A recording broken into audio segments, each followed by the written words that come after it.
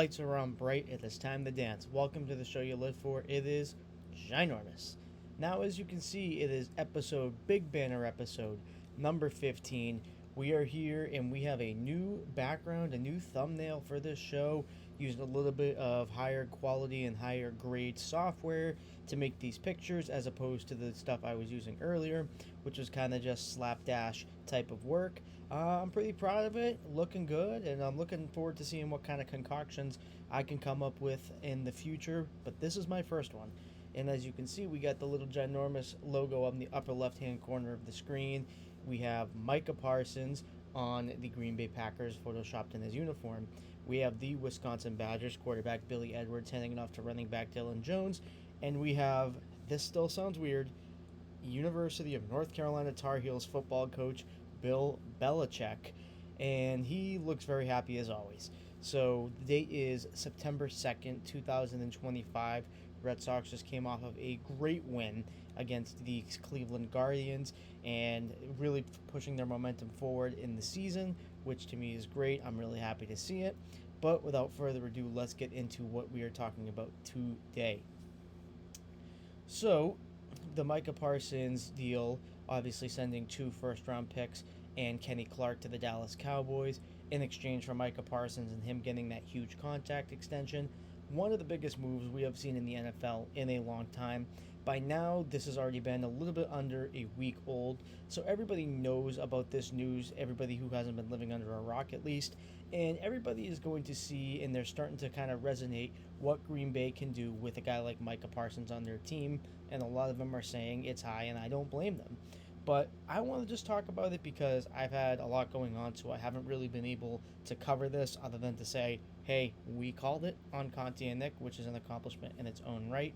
But if I'm going to give my 2 cents about this, because look, I have mixed feelings, and when I talk about this, there are going to be certain things that I say that can make me seem like I am in the minority when it comes to this mindset or the mindsets that I'm going to share, but I don't feel that way. So let me preface right off the bat by saying I completely understand, I completely accept, and I completely acknowledge that Micah Parsons' mindset in the modern day NFL when it comes to being paid, when it comes to dealing with agents, when it comes to dealing with owners, general managers, and dealing with contract situations. I completely am on Micah Parsons' side with him wanting to say, look, this is what I feel comfortable with. The way you're trying to tell me to do it, I don't feel very comfortable with. I do understand it, right? I do understand it, and I don't want to discount that. I don't want to say Micah Parsons should do something he's not comfortable with. I don't want to be inconsiderate. So I hope I kind of made that clear. If not, hey, that's kind of on you. You're not listening. But my mindset on this Micah Parsons thing, or one of the first things that comes to mind, is you're saying you want to be on the Dallas Cowboys for life. You didn't want this time period in your life to end. You did not want it to get to the point where you had to leave the Dallas Cowboys because this dispute got so out of hand. But, on the same token, you're a very smart man. You see how Jerry Jones operates, especially when it's time to deal with big contract situations. You see how Jerry Jones handles that. And you're telling me you didn't have all this time to prepare and you didn't think that maybe in order to get that money that you seek, you're gonna have to play ball with the owner a little bit? Do you know what I'm saying? Like, if I'm Micah Parsons, why wouldn't I be sitting here saying, all right, look, or why wouldn't the agent for that matter be saying, all right, look, Jerry Jones does this a certain way. It's unconventional. It's his team, and in order for you to stay on the Dallas Cowboys like you truly say you want to, you're going to have to play ball. Then why in the first place, Micah Parsons, are you acting kind of like a martyr in a way where it's like, I didn't want it to end this way. I didn't want this to happen. No, I wanted this chapter to stay forever in my life. You didn't mean that then. Do you know what I'm saying? You didn't mean that. And Jerry Jones has a track record, especially this past season with CeeDee Lamb, with Dak Prescott. Jerry Jones has shown a president that he will pay record-setting deals to the players that play ball with him. If you really, really wanted that money, which I know you do, of course, if someone's offering me that contract, yes, I want it. I would not say no to that money, and I'm so honest about that. But if you really wanted to stay on the Cowboys, then you'd play ball. You'd play ball, especially because for all of Jerry Jones's faults, and believe me, he does have a lot of them. He has a lot of faults. I'm not pro Jerry Jones, but if there's one thing that I can say about him that is factually true, is that he will always take care of his players. He will always take care of the players that, in a way, take care of him, if that makes sense, if you will. Um, Jerry Jones has shown that he will do that. So again, Micah, it's your prerogative. You do what you want and you do what you're comfortable with, and I would expect nothing less of a human being to do that for themselves. But at the end of the day, you really didn't want to stay with the Dallas Cowboys that bad because Jerry Jones has a track record and you did not choose to accept that he had a track record. You seek to trade and you got to trade. That's really my take on this whole thing. Other than that, I would kind of just be talking in circles and repeating myself. That's my mindset on this Micah Parsons thing because you know what? It's a huge trade. It's shocking.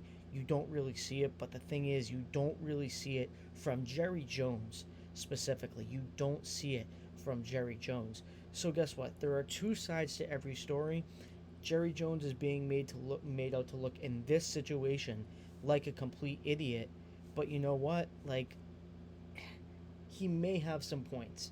He may have some points. I'm sorry. The final thing I'll say on this is Jerry Jones in the press conference said, "Look, I believe when you're getting paid this amount of money, there is a responsibility that comes with it." And at the end of the day, Micah Parsons, no matter how poorly he was being treated, was displaying unprofessionalism. And you can argue with me, you can knock me if you want, I don't care. I truly do believe that what Jerry Jones said about being one of the highest paid, if not the highest paid on a record setting deal, that type of contract to me, and I agree with him, comes with a responsibility that he and Jerry Jones's, and I think in a lot of people who probably aren't saying it out loud's perspective, they agree with that too. And they agree with that sentiment that the highest paid player should be somebody who sets the example and maintains professionalism even in tough situations. That was kind of a rant. That's what I have to say about that. Let's give a quick couple of minutes to going from one Wisconsin area to the other. The Wisconsin Badgers, my personal favorite college football team, the team that I'm going to be following hardcore all year long, all year round. They are known to have one of the toughest schedules, if not the toughest schedule in the FBS this year. Obviously, you got dealt a really tough hand this year with Billy Edwards going down with a non-contact injury on a handoff. You lose Tyler Van Dyke to a torn ACL, and then you lose the previous quarterback as well to a broken hand on their throwing hand. So Luke Fickell, I make jokes about him, and to me it's just like Luke Fickell doesn't sound like something that belongs in the headlines. Like, I'll just make jokes because, man, I don't know, he has an ugly name. What do you want me to tell you? But, like, I know he has been dealt really bad hands during his tenure in Wisconsin, and I do want to sympathize with him, right? I really do believe that he did a great job this past week. There are a lot of things to clean up. Their offensive line looks a little bit shaky, especially Heinzen, their left tackle. That's something that they're going to have to really focus on and really determine if he's going to be the guy all season long. Wisconsin's got a tough road ahead, man. Wisconsin does. And I'm not going to lie to you. They're my favorite team. I support them endlessly.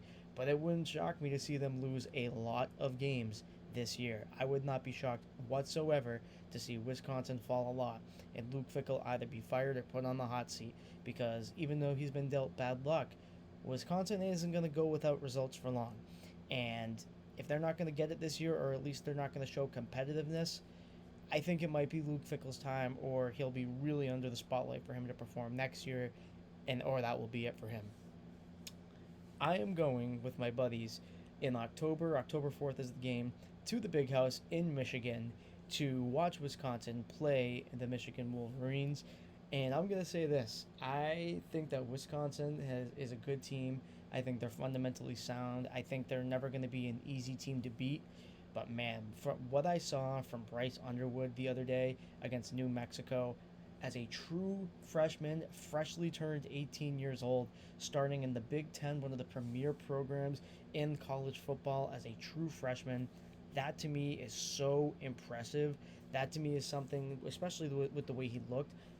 I think that God makes certain phenoms, man. I really do. And I think that Bryce Underwood is one of them. I really do think that he's one of them. I'm looking forward to seeing them play. I'm not so sure how Wisconsin's going to fare against him, but you know what? Let the chips fall as they may. But an official prediction and kind of how I'll close this out with the Wisconsin Badgers is I believe with after the performance we saw from Alabama, which I posted on the Conte and Nick Instagram page, take a look there. I think it was a good read. I believe that the Wisconsin Badgers are going to upset the Alabama Crimson Tide in Week 3 and send the Alabama Crimson Tide in even more of a tailspin than they already are. That's my official prediction. You heard it here first, and you heard it on my ginormous unbiased, where the Wisconsin Badgers are going to go 12-0. Now, to kind of go into my last topic today, we are going to talk about Bill Belichick and his performance at UNC against TCU last night. In the most recent news, Bill Belichick obviously getting blown out by the TCU Horned Frogs in an all-time embarrassment for his career.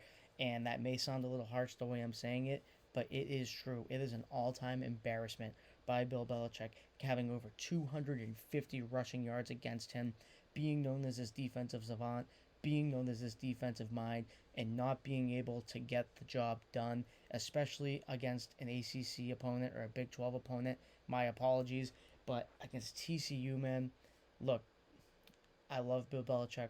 I will forever be grateful for what he has done for the New England Patriots alongside Tom Brady, which I believe both men, by the way, deserve the credit. Tom Brady, I believe, will warrant 51% of the responsibility, and Bill Belichick will warrant 49%. I'll budge that much because, in my opinion, there is not one without the other. And side note, for those who say how he does at the college level further proves that it's Tom Brady, it's ridiculous. We're so far removed from that, and there are two different things. Okay, college football and the NFL are two completely different things, and I don't believe this affects the debate of Tom Brady versus Bill Belichick. I truly, in my mind, do not believe that. Maybe I'm wrong. Maybe I'm delusional. I don't think I am, or else I wouldn't be saying it. But guess what? That's my opinion on that. But I'm looking forward to seeing, for better or for worse, what Bill Belichick does the rest of the season going forward.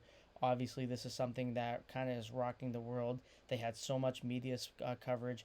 You had Kirk Street commentating for TCU versus UNC, something that would never make national media coverage ever unless they were in the national championship or playoffs or both teams are really good. But that just is not the case. UNC, obviously, for the drama with Bill Belichick and Jordan Hudson, is kind of in the spotlight, and a lot of people are gravitating towards there right now. And look, it's good for UNC publicity wise, but obviously you saw what the final score was on the scoreboard last night on the football field. As of right now, after 1 week, it is not looking good. That is what I will say about that.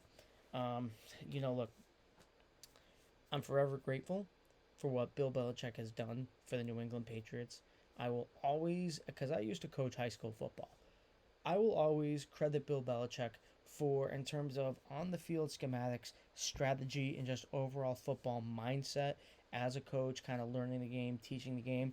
I will always credit strictly, not the attitude, the X's and O's, that type of mindset, purely coaching to Bill Belichick. I like to proudly say that I read a lot into Bill Belichick. I kind of look at his demeanor, I kind of study him, and I really think that he's a great guy that you can learn from. So that personally, on a personal level, is something I will always love Bill Belichick for. Unless he goes out with a bang, unless he turns things around quickly, this is sad to see. If we're gonna be frank, this is sad to see from Bill Belichick, who, in my opinion, is the greatest coach of all time and will always be the greatest coach of all time. This hurts to see, man. It's sad. So look, I get it. I get the publicity, and I get that some people just want to see Bill fail because he's been abrasive is an understatement, and I agree with that. But some people are really mad at Bill for it. Some people are just giving them the stone cold salute, and it's sad. It's really sad to see him go out this way. Whew. So we covered a lot there in 15 minutes. This is going to be a 15-minute episode on ginormous episode 15. I would like to say 15 episodes obviously is a small number, but I have learned a lot in these 15 episodes. And you know what? I would just like to say thank you from the bottom of my heart to everybody who has supported me so far. We are just starting. There is so much more to come for Ginormous. This place is only going to get bigger. This house is only going to grow, man. And this house is just building its foundation now. I would like to say thank you. Have a good rest of your night, everybody.